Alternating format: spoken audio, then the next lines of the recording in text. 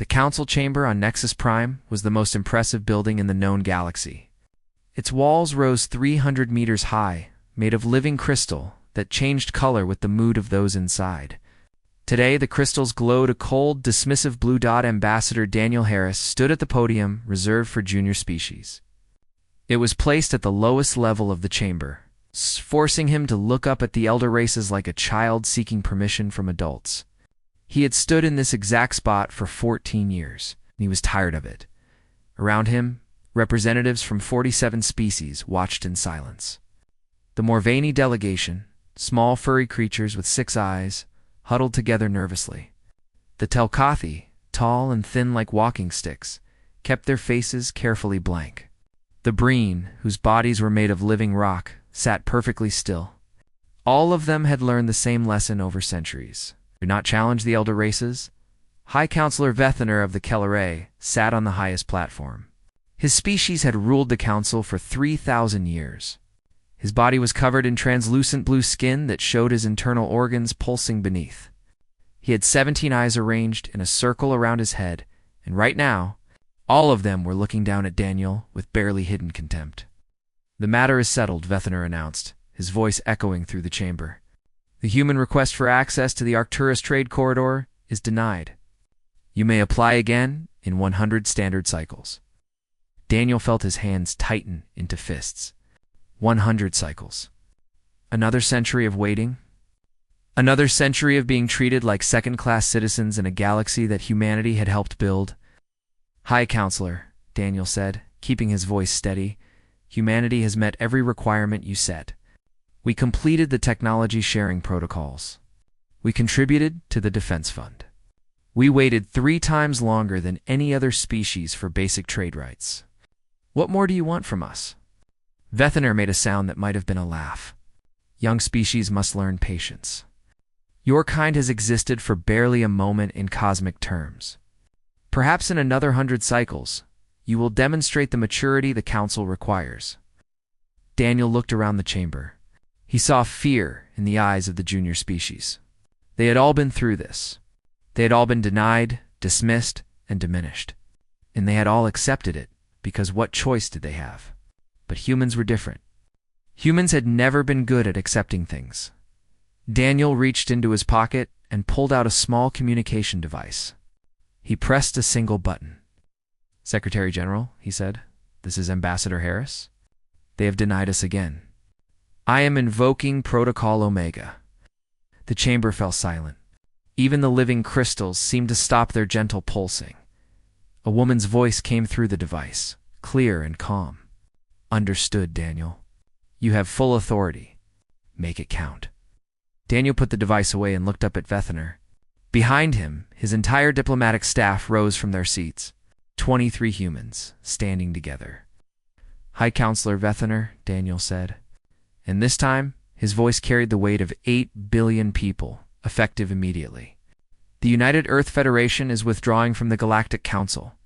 All treaties, all agreements, and all cooperative arrangements are hereby terminated."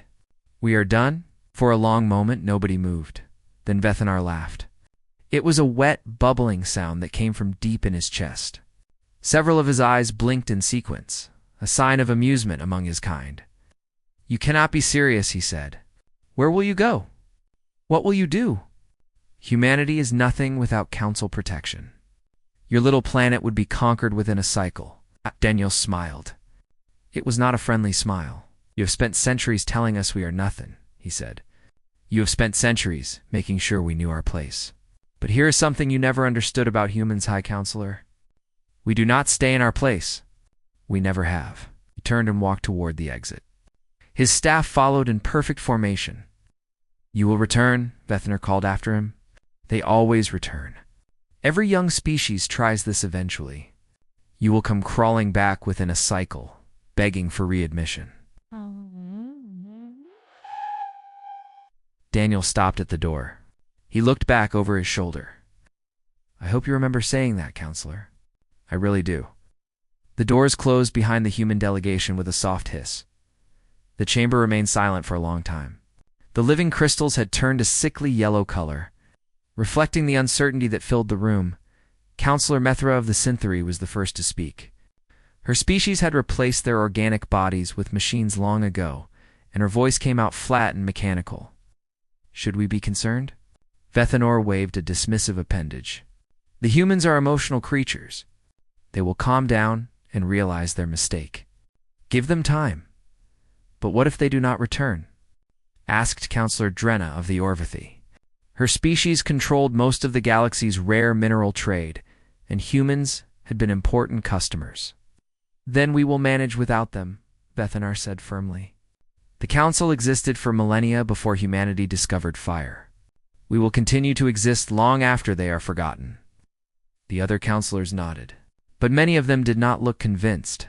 In the corridor outside the chamber, Daniel Harris walked quickly toward the transport dock. His staff kept pace with him, their faces showing a mixture of fear and excitement. Big fish. Sir, said his aide, a young woman named Lisa Grant. Do you think they understood? Not yet, Daniel replied. But they will. They have no idea what is coming. At the transport dock, a human shuttle waited to take them back to Earth. It was a small vessel. Nothing impressive compared to the massive ships of the elder races. But as Daniel boarded, he thought about what waited back home. For 50 years, humanity had been preparing for this moment. Secret shipyards hidden in the asteroid belt. Research facilities buried beneath the surface of Mars. Technology that had never been shared with the Council, never even hinted at. The Council thought humans were primitive. They thought humans needed their protection, their guidance, their permission to exist. They were about to learn how wrong they were. As the shuttle lifted off and headed toward the hyperspace gateway, Daniel allowed himself a small moment of satisfaction. 14 years of smiling while being insulted. 14 years of patience while being denied. It was over now. Back in the council chamber, Vethanor returned to his other business. There were trade disputes to settle, territorial claims to adjudicate, and 1,000 other matters that required his attention. But in the back of his mind, in the place where his secondary heart pumped cold blood through his ancient body, a small voice whispered a warning. He had seen the look in the human ambassador's eyes. He had seen that smile, and for the first time in 3,000 years, High Counselor Vethanor felt something he had almost forgotten. Fear. 3 months passed, and the humans did not return. At first, the Council treated it as a minor inconvenience. Species had left before, and they had always come back. The galaxy was a dangerous place, and survival without Council protection was nearly impossible. Everyone knew this, but as the weeks turned into months, strange things began to happen. Counselor Drenna of the Orvathy was the first to sound the alarm. Her species controlled the mining operations across 12 star systems, producing rare minerals that dozens of worlds depended on. Humans had been their biggest customers for medical-grade titanium alloys. Our cargo holds are full, she reported during a council session. Human merchant ships have stopped arriving. We have sent messages to every human colony, and none of them have responded. Vethanor dismissed her concerns with a wave of his appendage. They are making a point. They will return when their supplies run low. But more reports came in every day, each one more troubling than the last. The Telkathi entertainment minister appeared before the council in a state of near panic. His species had become addicted to human media over the past century. Films, music, interactive games, and something called television had spread across the galaxy like wildfire. The broadcasts have stopped, he said, his thin body trembling. All of them. Our people are rioting in the streets, demanding more human content. A black market has appeared overnight, selling archived recordings at prices that would bankrupt a small colony. The Breen reported that human-designed translation software, which powered most civilian communication devices across council space, was failing. Without regular updates, glitches were becoming common. Important diplomatic messages were being mistranslated. 3 trade agreements had collapsed because of simple misunderstandings, the Synthery admitted, with great reluctance that their famous manufacturing processes relied heavily on human patents, molecular bonding techniques, energy efficiency algorithms. and quality control systems had all been licensed from Earth. Without renewal, their production lines were shutting down one by one. But the most alarming report came from Scout, Commander Lissa, of the Kellery Military Intelligence Division. She was a veteran of 40 campaigns, known for her calm under pressure, but when she stood before the council, her 17 eyes could not hide her worry. "We have lost track of humanity," she said simply. The chamber fell silent. "Explain," Vethiner demanded. "Their colonies have gone dark, not destroyed, just silent. Our long-range sensors detect activity, but all standard communication frequencies are blocked. They have deployed some kind of interference field that we cannot penetrate." "What about our observation posts near their border?" asked Counselor Mithra. Lissa hesitated. "They are still operational, but they report nothing. Our agents inside human space have gone silent. Our spy satellites have been disabled. It is as if humanity has built a wall around themselves that we cannot see through." Vethiner felt his secondary heart beating faster. "What are they doing in there?" "We do not know," Lissa admitted. "And that is what frightens me." The council debated for hours. Some argued that they should send a military fleet to investigate. Others warned that such action might be seen as aggression. A few suggested sending a diplomatic mission, but no one wanted to be the one to go. In the end, they decided to wait. The humans would have to emerge eventually. They would run out of food or fuel or something else they needed. And when they did, the council would be waiting. Meanwhile on Earth, a very different kind of meeting was taking place. Secretary General Patricia Cole stood in a massive underground facility beneath the Rocky Mountains. Around her, thousands of workers operated computers, monitored screens, and coordinated the greatest construction project in human history. "Report," she said to her chief advisor, a gray-haired man named Kevin Wright. "The isolation protocol is fully operational," Kevin said, consulting his tablet. "All external communications have been rerouted through our filter systems. No information is leaving human space without our approval. The construction projects ahead of schedule. The shipyards in the asteroid belt are producing 12 vessels per week. The Mars Research Facility has completed testing on the new propulsion systems. The defense grid around Earth will be operational within 2 months." Patricia nodded with satisfaction. "What about the council's reaction?" Kevin smiled. "They are confused and worried. Our intelligence suggests they are still expecting us to come back begging for readmission." "Good. Let them think that." Patricia walked to a massive window that looked out over the facility floor. "How long until Phase 2? 3 months, Secretary General. Maybe less, if we push the workers. Push them. I want to be ready when the Council realizes their mistake." She thought about all the years humanity had spent under Council rule. All the times they had been denied, dismissed, and disrespected. The elder races had looked at humans and seen primitive creatures, useful only for simple labor and entertainment. They had never bothered to look deeper. They had never wondered what humans might accomplish if they were not being held back. Now they would find out, on the other side of the galaxy. Kalari patrol ship drifted near the edge of human space. Its crew had been watching for any sign of activity, any hint of what was happening behind the interference field. Captain Vorn had served the Council for 200 years. He had seen species rise and fall. He had watched empires crumble. Nothing surprised him anymore, but something about this situation made him nervous. "Sir," his sensor operator called out, "I am detecting something." Vorn moved to the sensor station. "What is it?" "I am not sure." The interference field shifted for a moment. "I caught a glimpse of something behind it." "Show me." The operator brought up the image on the main screen. It was blurry, distorted by the interference, but Vorn could make out enough to understand what he was seeing. Ships. Hundreds of ships. Thousands of ships. More ships than he had ever seen in one place, arranged in perfect formation around a massive structure that could only be a shipyard. "That is impossible," the operator whispered. "They could not have built all that in 3 months." Vorn said nothing. He just stared at the screen, feeling something cold settle in his stomach. The humans had not been sitting idle.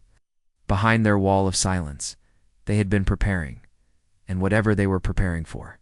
Vorn had a terrible feeling that the Council was not going to like it. He immediately sent a message to Scout Commander Lissa, attaching the blurry image. Then he ordered his ship to retreat to a safe distance.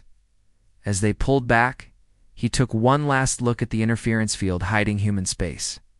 "What are you planning?" he whispered to the Void. The Void did not answer. 6 months after humanity walked out, the Galactic Council was falling apart. It started with small problems. Border disputes between minor species that had always been resolved by human mediators suddenly had no one to settle them. Old grudges that had been buried for centuries came back to life. The Morvani and the Telkathi nearly went to war over a mining asteroid. Both species claimed it belonged to them, and without a neutral party to judge the matter, neither would back down. Ships were deployed. Weapons were armed. Only a last-minute intervention by Counselor Mithra prevented bloodshed. But the real disaster was economic.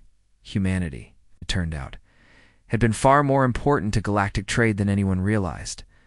They were not the biggest players in any single market, but they were the connectors. They traded with everyone. They carried goods between species that refused to deal with each other directly. They provided services that nobody else wanted to provide. Without human merchant fleets, supply chains began to break down. Goods that had once moved smoothly from one end of the galaxy to the other were now stuck in warehouses, with no one to transport them. Prices for basic necessities shot up overnight. Food, medicine, and fuel all became scarce. 3 colony worlds experienced shortages so severe that their populations began to starve. The Orvithi Mining Consortium, which had been one of the wealthiest organizations in the galaxy, declared bankruptcy. Without human buyers, they could not sell their minerals. Without money, they could not pay their workers. 40,000 beings lost their jobs in a single day. But all of this was just the beginning. The real terror came from the Outer Rim. The Kreth had always been a problem. They were raiders, pirates, and slavers who preyed on the weak. For centuries, they had tested the borders of Council space, looking for weakness. And for centuries, they had been driven back. Often it was human warships that stopped them. Humans were good at fighting. They had a talent for violence that made other species uncomfortable. But the Council had always been happy to let humans do the dirty work of defending the borders. Now, with humanity gone, the Kreth sensed opportunity. Their first attack hit a synthery. Colony world called Metallos Prime. The defense fleet stationed there was small and poorly organized. Without human tactical support, they did not know how to respond to the Kreth assault. The battle lasted 6 hours.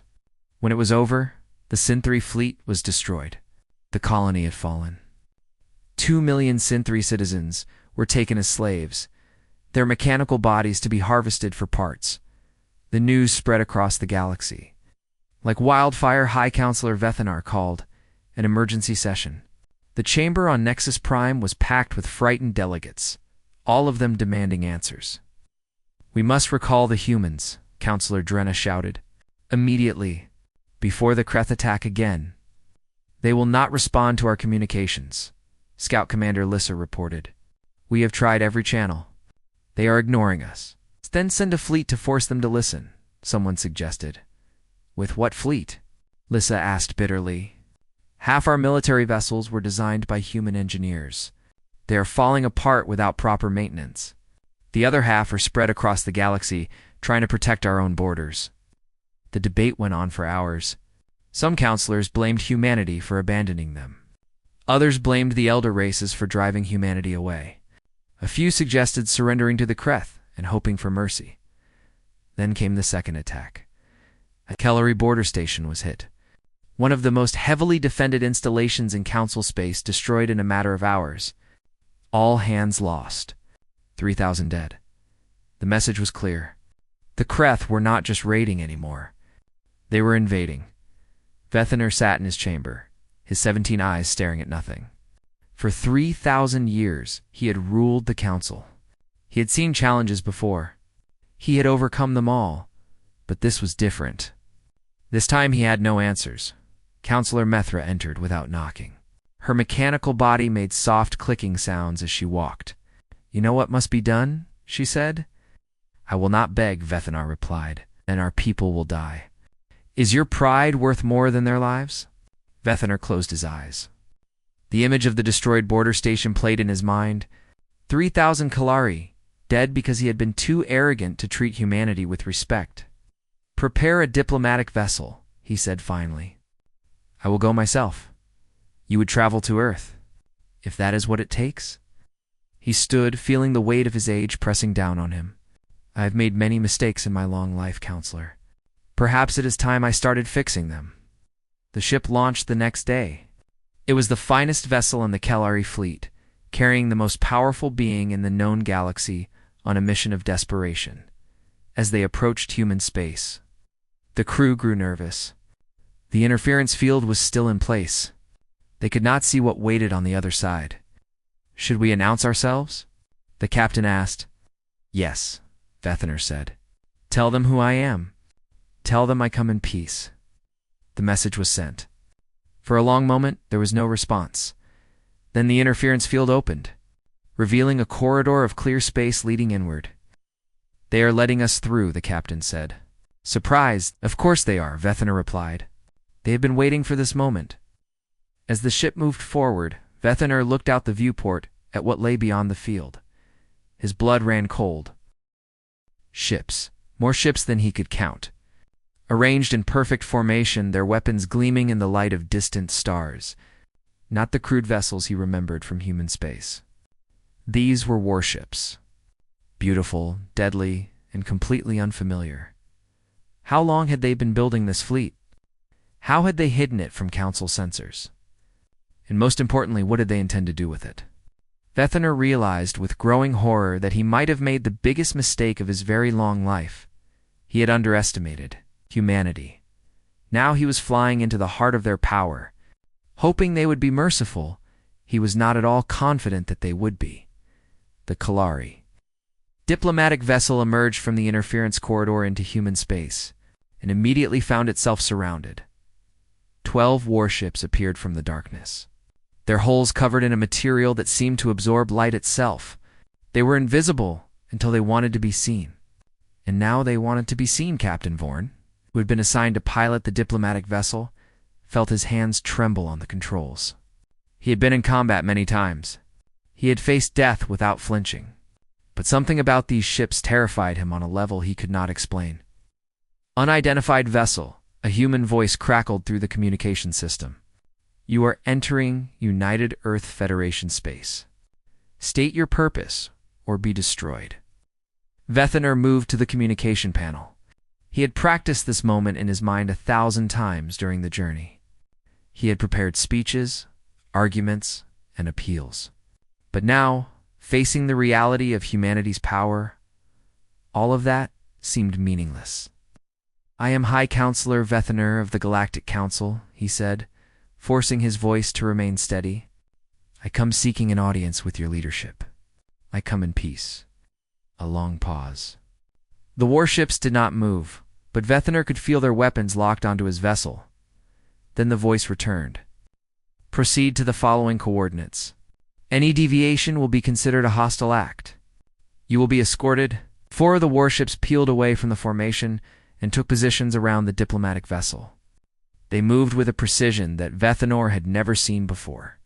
Not a single wasted movement. Perfect coordination.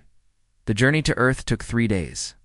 And during those 3 days, Vethanar saw things that changed everything he thought he knew about humanity. The first thing he noticed was the shipyards. Massive structures floating in the void, each one capable of producing dozens of vessels at a time. They stretched for hundreds of kilometers, and there were dozens of them. Workers moved between them in swarms, building, repairing, and improving. The second thing he noticed was the defense grid. Space stations bristling with weapons that he could not identify. Patrol fleets moving in perfect formation. Mining operations, extracting resources from asteroids that the Council had dismissed as worthless. How is this possible? Captain Vorn whispered. They could not have built all this in 6 months. They did not, Vethanar replied quietly. They have been building this for years, decades perhaps. We just never bothered to look. When they finally reached Earth, Vethner was escorted to the surface by a squad of human soldiers. They wore armor that looked like it had been designed by machines, and they carried weapons that made Council standard. She looked like toys. The Secretary General's office was located in a tower overlooking the Pacific Ocean. The water stretched to the horizon, blue and endless under a yellow sun. Patricia Cole did not rise from her chair when Vethner entered. She simply looked at him with calm, measuring eyes. "Hi, Counselor," she said. "Welcome to Earth. Please, sit down." Vethner lowered himself into a chair that had clearly not been designed for his body. He was uncomfortable, and he suspected that was intentional. "Secretary General Cole," he began, "I come to you in a time of great need. The Kreth are attacking Council worlds. Millions have already died. Without assistance, millions more will follow." Patricia nodded slowly. "Yes, we have been monitoring the situation." "Then you know why I am here?" "The Council needs humanity's help." "The Council?" Patricia's voice was flat. "The same Council that denied us basic trade rights for over a century? The same Council that called us primitive? The same Council that told us to wait another 100 years for the privilege of being treated as equals?" Vethner felt the weight of those words. He wanted to argue, to defend his actions, but he could not. "You're correct," he said instead. "The Council treated humanity poorly. I treated humanity poorly. It was wrong." Patricia raised an eyebrow. "That is not the response I expected. I have had 3 days to think during my journey here. 3 days to watch your ships, your stations, your people. I have had time to realize how badly I misjudged your species." He leaned forward, his 17 eyes meeting her too. "I am old, Secretary General. I have lived for 3,000 years. In that time, I have seen hundreds of species rise and fall. I thought I understood the universe. I thought I understood power." He paused. "I was wrong." Patricia studied him for a long moment. Then she stood and walked to the window. 40 million humans died during the Vendari Plague," she said quietly. "Did you know that?" "I have heard this mentioned." "The Council had the cure. Your scientists developed it centuries ago. But you refused to share it with us because we had not earned it. 40 million people died screaming while you debated whether we were worthy of your help." Vethner said nothing.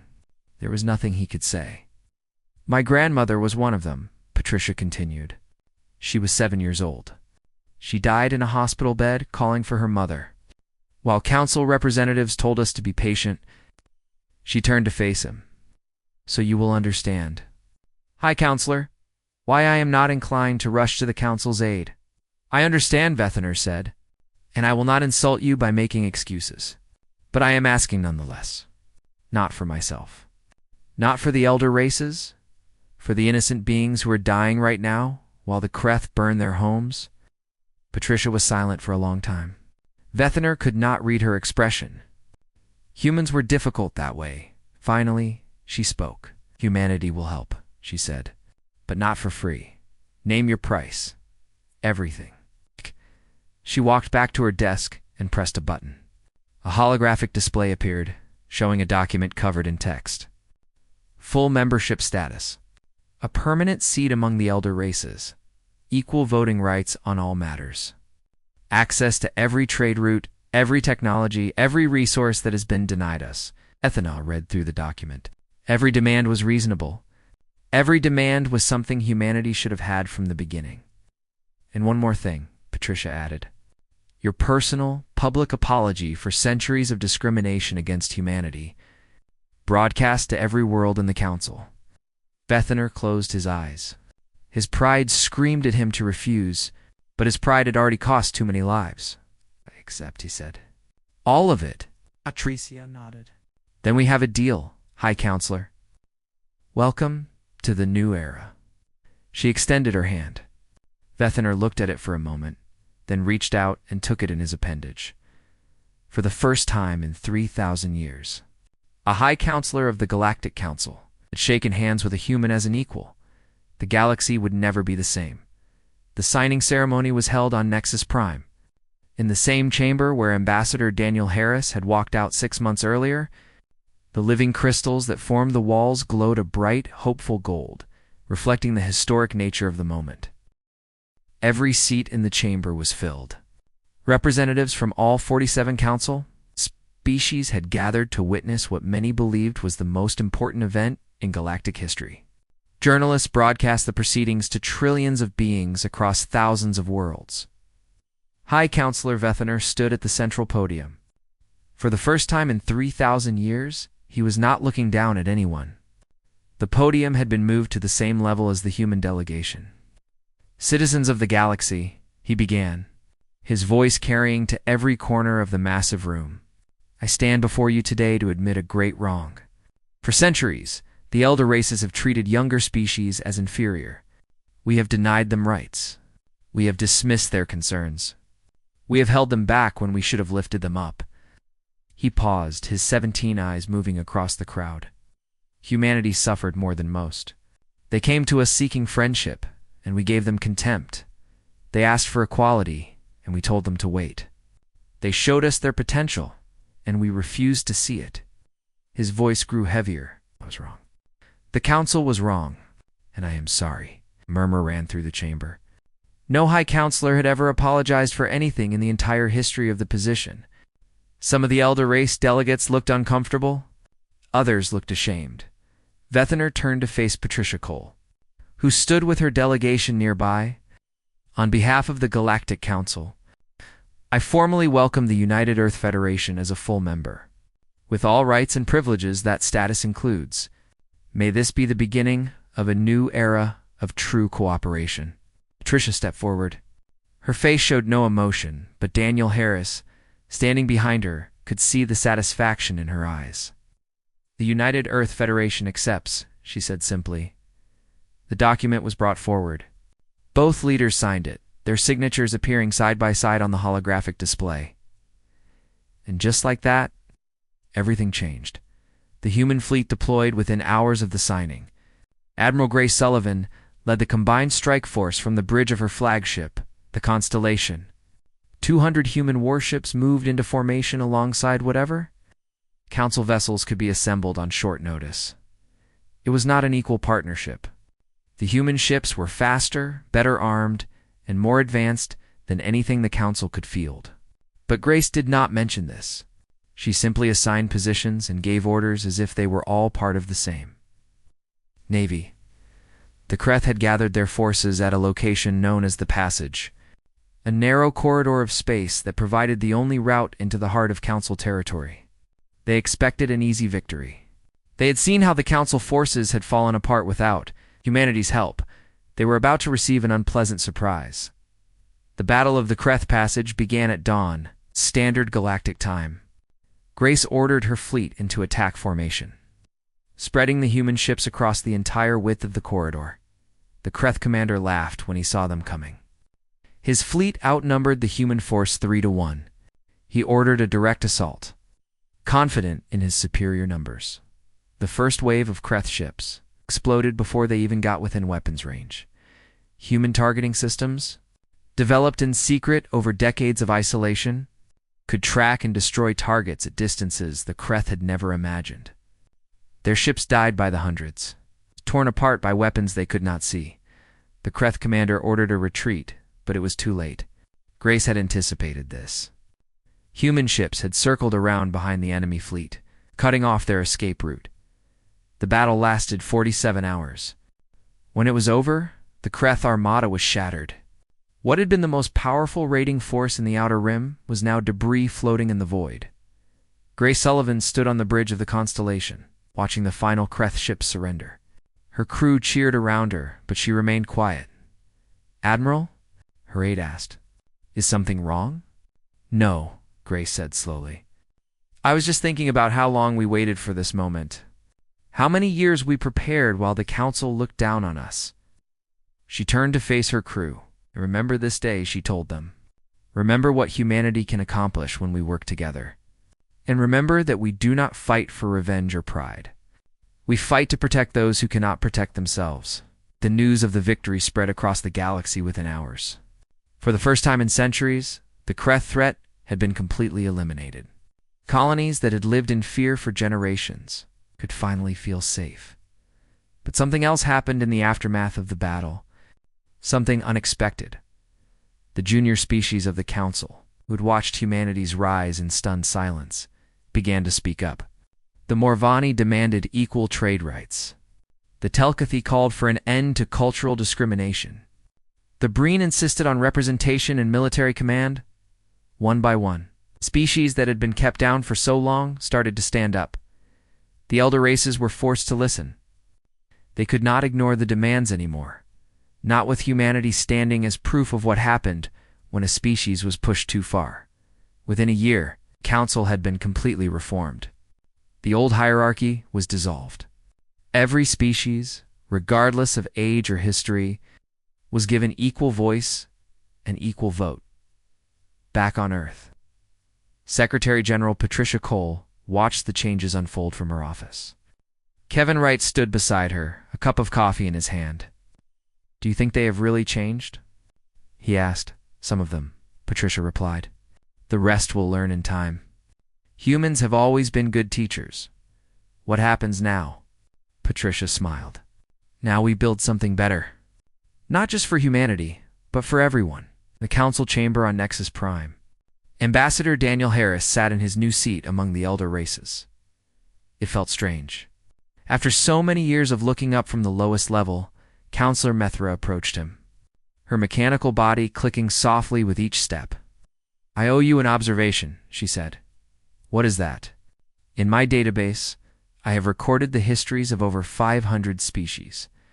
I have studied their rise and fall, their strengths and weaknesses." She paused. "I have never seen a species quite like humanity." "Is that a compliment?" Daniel asked. "It is a fact. Humans are patient. Humans are clever. And humans never forget." Her mechanical eyes met his. "I have added this to my records as a warning for future generations." Oh. Daniel laughed. "That seems fair." Far away, on the edge of explored space, a human survey vessel pushed into the unknown. Captain Nathan Moore stood on the bridge, looking at the stars that no one from the council had ever seen. His mission was simple: find new worlds, make new contacts, and extend humanity's reach into the unexplored regions of the galaxy. Somewhere out there, other civilizations waited. Some would be friendly, some would not. Some would make the same mistake the council had made, looking at humans and seeing only weakness. Nathan hoped they would be smarter than that. He hoped they would see what humanity had to offer and embrace it. But if they did not, if they chose to treat humans the way the council once had, they would learn the same lesson. Humanity did not stay down. Humanity did not give up. And humanity never, ever forgot. The stars spread out before him, endless and full of possibility. Nathan smiled and gave the order to jump. The adventure was just beginning.